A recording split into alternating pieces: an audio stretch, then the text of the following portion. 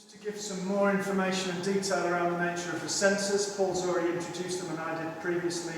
I've mentioned already we have these two laser vibrometers here, and the laser vibrometers have two beams, laser beams here, helium neon laser, red light, and these beams are backscattered by this retroreflective tape strip, which if you can zoom in a little bit you can see I've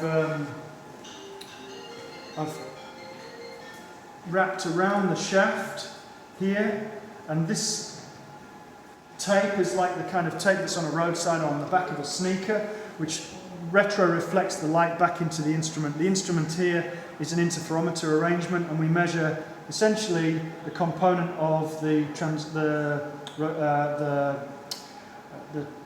component of the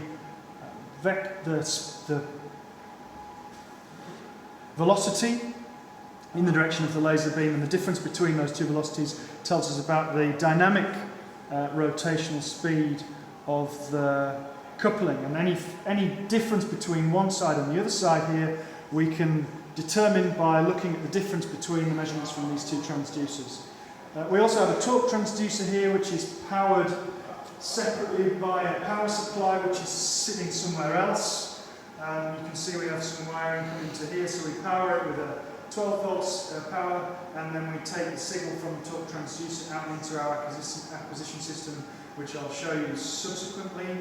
Paul mentioned the accelerometer here. This is a triaxial accelerometer, so it measures in three directions. We have a Z direction, which is in the direction of the shaft. We have a Y direction, which is vertically upwards, and an X direction, which is orthogonal to those two directions, of course. We talked about the encoders, which you can see if we come in and have a close-up look on the back of the shaft here. If you can have a look at a close-up. So this encoder here, if we even zoom in closer, is connected again to the acquisition system via a multiple cable arrangement.